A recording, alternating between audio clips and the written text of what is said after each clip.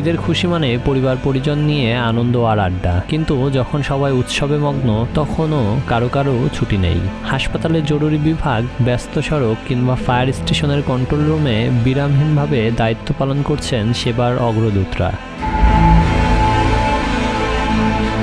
ঈদের সকাল, চারদিকে যখন খুশির জোয়ার, তখন হাসপাতালের সাদা দেওয়াল ঘেরা এই কক্ষে চলছে জীবনের লড়াই। তেমনি একজন ডাক্তার আসিফ, ছোট্ট মেয়ের সঙ্গে ঈদ করার কথা ছিল তার, কিন্তু শেষ মুহূর্তে এক মুমূর্ষু রোগীর ডাকে সাড়া দিতে তিনি অপারেশন থিয়েটারে আসেন। তার কাছে ঈদ মানে একটি প্রাণ বাঁচানো, একটি পরিবারের মুখে হাসি ফোটানো।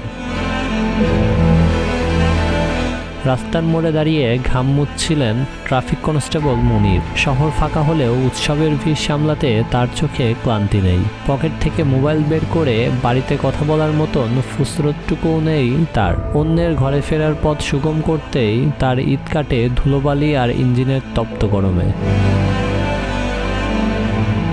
ফায়ার স্টেশনের ঘণ্টা বাজার অপেক্ষায় সজাগ ফায়ার ফাইটাররা। উৎসবের দিনে অগ্নিকাণ্ড বা দুর্ঘটনার ঝুঁকি বেশি থাকে বলে তাদের কোনো ছুটি নেই। সবাই যখন পোলাও কোরমায় তৃপ্ত, তারা তখন ব্যারাকের খাবার খেয়ে প্রস্তুত হয়ে আছেন যে কোনো জরুরি ডাকে সাড়া দিতে। কাজের ফাঁকে সহকর্মীরাই এখন তাদের পরিবার। একটি মিষ্টি মুখ আর একে অপরে জড়িয়ে ধরে ঈদ মোবারক বলা, এতটুকুই তাদের উদযাপন। মোবাইলের স্ক্রিনে ভিডিও কলে সন্তানের হাসি মুখ দেখে এক মুহূর্তের জন্য মনটা হুহু করে উঠলেও পরক্ষণে দায়িত্বের ডাকে সব ভুলে আবার কাজে ঝাঁপিয়ে পড়েন তারা। উৎসবের বাতি নিভে গেলেও এরা জেগে থাকেন।